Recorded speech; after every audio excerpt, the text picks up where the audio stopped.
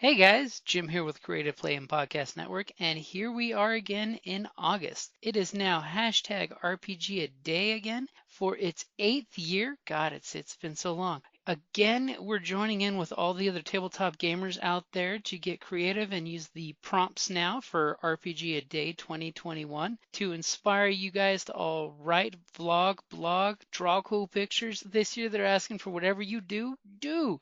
So we are going to go ahead and start out with the next day. All right, guys, here we go. Hi, this is Kelly, aka Trixie from Ragnarok and Roll, assigned to Ragnarok Story, and Tilda Wimblewick from D&D Journey of the 5th Edition. First off, I would just like to say thank you to everyone for listening to our varied adventures, as well as for rating us on iTunes and RPGpodcast.com. If you haven't rated us yet, we would greatly appreciate it if you could. And if you're looking for more ways to support our efforts, we are now on Patreon, a great site where you can help us continue making more podcasts, as well as some special surprises for our patrons. If you can, please look us up at www.patreon.com/cppn. Every little bit helps. And again, thank you for listening. Hey guys, welcome back to Creative Play and Podcast Network. Jim here. And Kelly. And it is hashtag RPGaDay 2021 August the 19th, and the word is theme. Or you could even say the theme of the night is theme. Well, let's see. I'm going to roll. Followed by Storm, Style, and Patron. Patrons is always... Actually, I got Patron. Ooh. It's kind of appropriate since I just had you get onto our Patreon site and vote for the new upcoming Friday night Twitch game.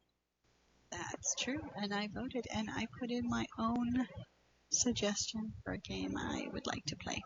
Oh no! So that means the theme you picked was other, and then you suggested it in the comments? Correct. Did you vote for one of the ones that were in the top 3? I did vote for one of those, but I voted for on my write-in ballot was Dresden Files. Ironically enough, there's lots of themes in that. Dresden Files is a good one. I mean, even if you do the quick and dirty Fate version of Fate Accelerated, they've got Dresden Accelerated, which is basically Fate Light. It's Fate with even less rules. So that's an interesting one. I don't think you've played any accelerated Fate games. No, I don't believe I have.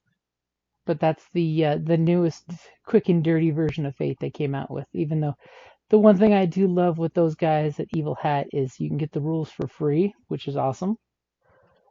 Because it is super cool when game companies are just like, here's a PDF because we like you. Of course, then again, that company has the theme of customer appreciation because whenever you buy a book from a brick and mortar store, you can go to their website and get the PDF for free. See, that's nice. That's super cool.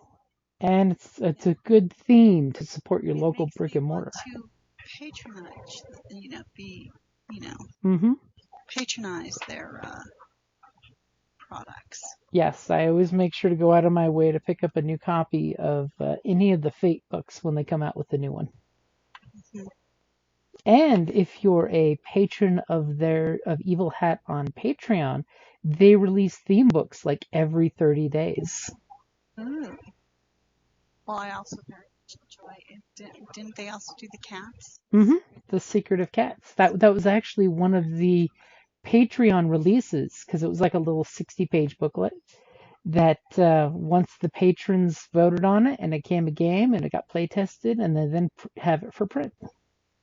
That was a cute game. I liked that one. Yeah, playing sentient cat, in a world full of magic. Mm-hmm. Where the theme is cats are magical and their burdens don't realize it. Well, it's based off of a poem too. Mm-hmm. Is it T.S. Eliot? Mm-hmm. Each cat has 3 names. I still remember mine. And the fact that one of your themes is your burden, the human who you have to take care of and protect. Exactly. It's a So fun then you system. have your kitten name, you have your true name, I think Mm-hmm. it was, and then you have the name your burden gives you, Yes. your everyday name or something. Yes, but don't give away your true name because it's magically powerful. It's like Barrelhawk. No, But that's just a good example. read the books, so I know that they're well loved. I just, the movie that I saw was just terrible. But okay. Oh, couldn't be. It wasn't that bad. No, I've seen worse. But don't get me wrong, I actually like B films, so. Mm-hmm. So, what are you gonna go for patron? As I've spattered a bunch of stuff. I've already been mentioning patronizing and stuff, but actually an interesting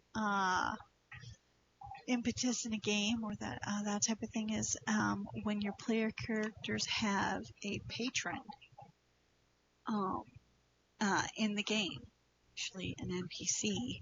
Um, that can be very interesting. Like for example, remember uh, Val? Mm-hmm. Um, his name escapes me. I think it was Esteban, Ah, uh, Esteban. who was her patron. Mm-hmm. Um, we had done work in general for him, but Val in particular, she was he's her patron specifically, so she'll do side jobs for him. Mm-hmm. On I can totally reveal that Esteban was the Xanatos to the group's gargoyles. He was the businessman who was letting the group do what they do best, and just happened to be doing things that tilted in his favor too. Mm-hmm. And I think wasn't he, though, you alluded to the fact that he actually was working for the Titans. Or, well, I alluded to the fact that he is committing human sacrifice. Yeah, okay, well, that's because of the. So it could be he was working with the Titans, or their goals and his aligned temporarily, so he went with it. He was of the Aztec pantheon. Mm-hmm. So, yeah, blood magic is like hugely. And why sacrifice yours when you can sacrifice someone else? I mean, that's just good business. Unless you get, weird guilds and you're not allowed to kill anybody for a year. That was rough. In which case, that's just bad business there. It was a long year for that character. That was a long year. Good thing it was only like 4 sessions. But then I wrote a bunch of stories too, Mm-hmm. because not only did she have the weird guilt for um, uh, the Japanese god, where she wasn't allowed to kill anything for a year. For Freya, she had the weird guilt that she could not dance. Ooh, that was hard. Which was really hard for her. And then the other weird guilt was for Isis. Mm-hmm. And then I just had to do some bitch work for her. Mm-hmm. You just had to take place of her priestess until I bequeath her science necklace to another of her children. Mm-hmm. Exactly. So that's 2 separate stories that you got out of that. Her Mm-hmm. her weird guilt. I got my money's worth out of those mergers. Let's just put it that way. Yeah, she was very upset at the time. You take a hero and then you suddenly give them all god powers, full on, after a really rough night. Yeah, so she took some divine retribution. The theme of that session was absolute power corrupts absolutely. And I just had to sit back and let it That happen. was against the rules. You know, Scion gets godlike power and goes around murdering other gods' children. Why would that be against the rules? Except for the fact that they all tried to kill me. Yeah, but that's when it was a fair fight. A fair fight. Do you think gods are allowed to go around smiting other Scions? Where would the fun in that be? Well, and of course that's why she wasn't killed outright. Mm-hmm. That's why I had to pay the weird guilt to the Yep. people that I killed. And the theme of Were Guild is a great one that goes back through Norse history of there's a murder and someone demands retribution. Because of course back in the olden times of the Vikings, if you killed someone's provider, just killing you isn't going to get them anywhere. A Were Guild is a nice bribe / payoff / reward money for being victimized by having someone murder your family member. Yeah. So there's that. Hey, and kind of he was literally I just like put him out of his misery. After you did many, many horrible things. No. I caught up to him after many horrible things had been done to him. You forget, I was blinded in that fight at the get-go. I wasn't doing anything. The only thing I could do was a friggin' battle cry to try and boost my companions while I'm trying to find the wall and get my back to the wall. And then all of a sudden, I'm like grappled by, shadow monsters and thrown out of a window 40 feet, 40 Stories up. 40 stories up. I just happened to, have that one item of clothing on at the time when the moonlight hit me, and bam! The raven wings that let you take your parents' power. All you have to do is put them on and spend a single point of legend while under a full moon. Yeah, and since I was kind of seriously injured at that point in time, I was trying to heal myself. And I remember specifically you're going, and you're going to spend a point of legend for that, right? I'm like, hell yeah, I need friggin', and then bam. I was totally baiting somebody to do it. I kind of needed to, otherwise, things would have ended badly for me. I mean, I had cat's grace, so I wasn't too worried about, but still. Mm-hmm. But see, that's why it was great that it worked out as intended. That was one of those. That's the whole point of giving your players something powerful, is you want them to use it, as opposed to when you accidentally give them something of awe power and you're just like, oh shit, please don't use this.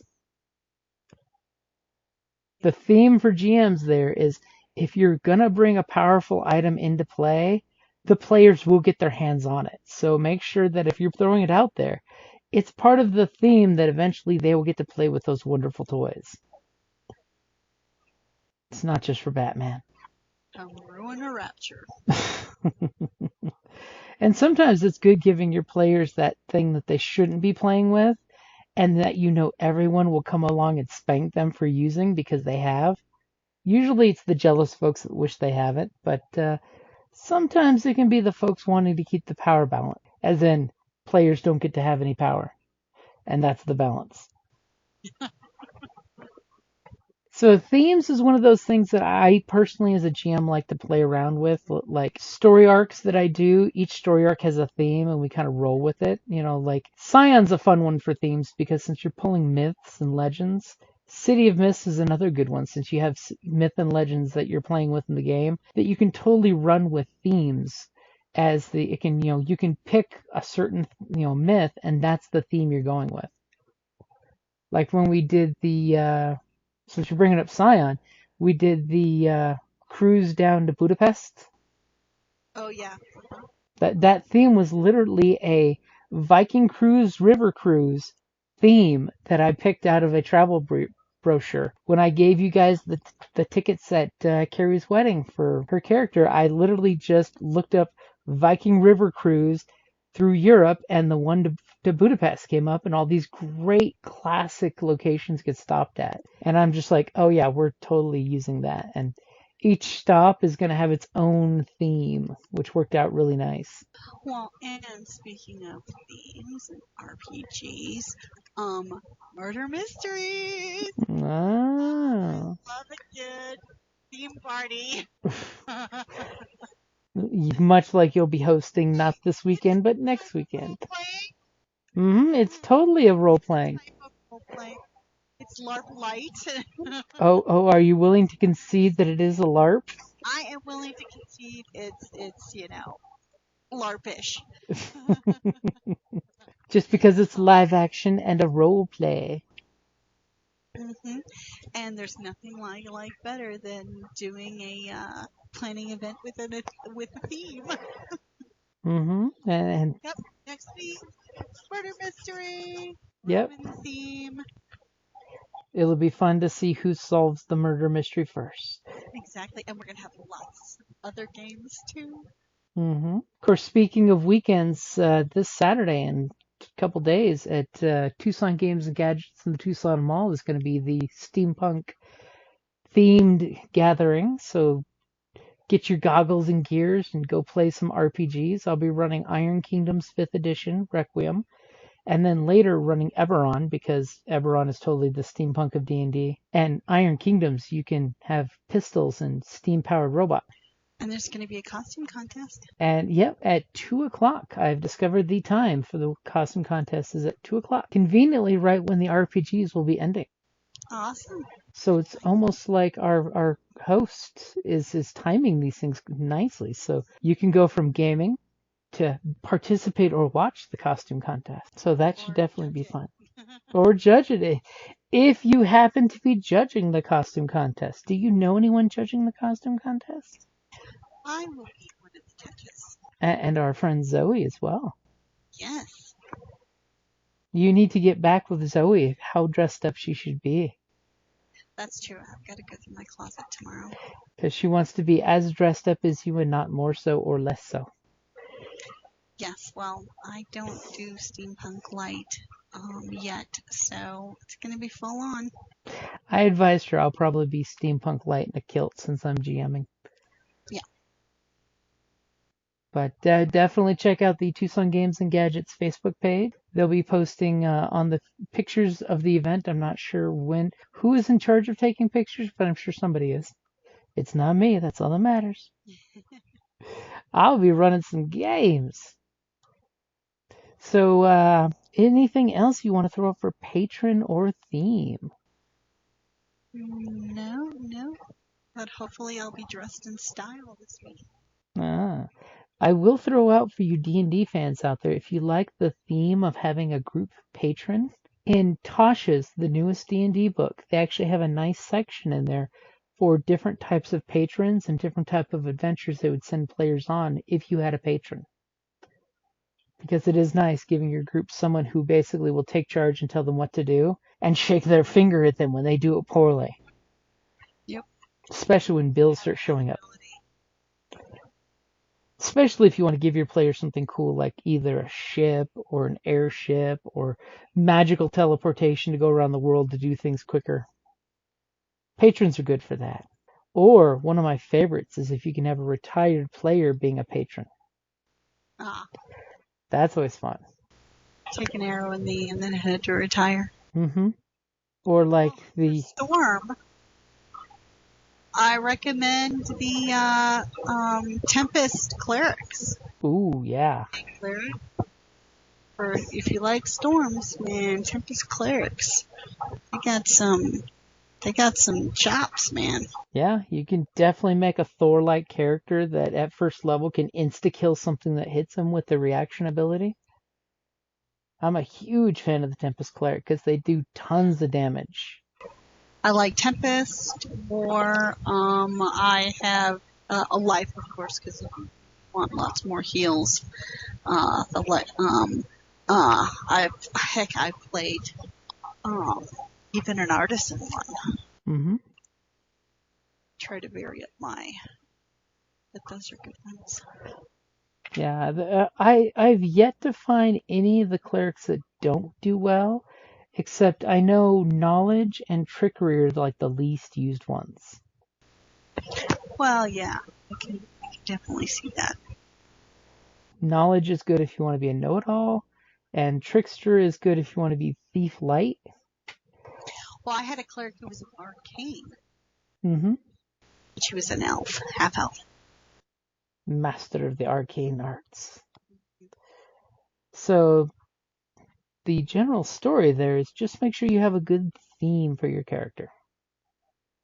Because I'm sorry, a curmudgeon-y alcoholic dwarf that acts like Thor would just be fun. I'm just saying. And the fact that you can burn your divine uses to make the lightning spell just do max damage. You just say, I'm jacking stuff up and just doing max damage. In our Thursday night unstreamed game, our one cleric is a Tempest cleric, and he likes clearing the decks of ships with his lightning storm. Because there's something nice about doing a big area effect and saying max damage. Because all of a sudden you literally just cleared the deck, and if you didn't clear the deck, you put a hole through the deck. We've done that. Yes. The High Seas Shenanigans cleric has done the same thing. A Tempest cleric and a druid. Ooh, nature. And I'll have some of the similar spells. Mm-hmm. And hitting some of those. Yeah, we put a whole big hole in that one ship. Things were never the same. Yeah, but we got him. Okay, so since we've stormed in style and talked about the theme of patrons, that's probably a good time to wrap it up for August the 19th.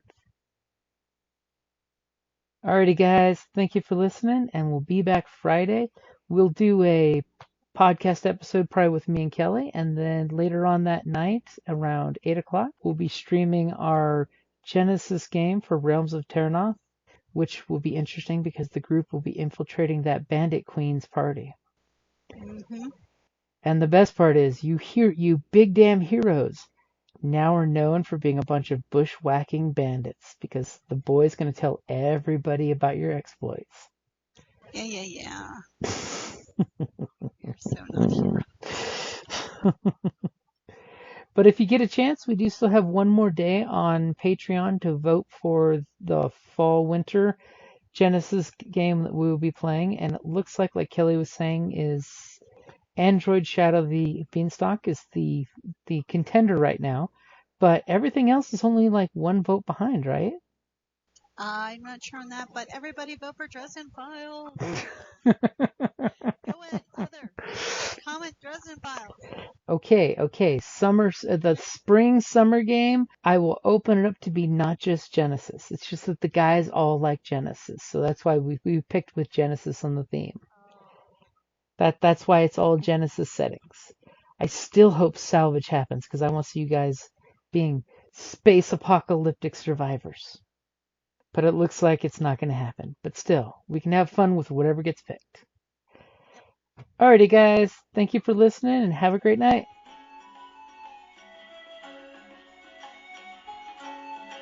Thank you for listening to the Creative Play and Podcast Network. And feel free to enjoy our other shows, such as D&D Journey of the 5th Edition and Scion Ragnarok and Roll, a Scion hero to Ragnarok story. Thank you for listening.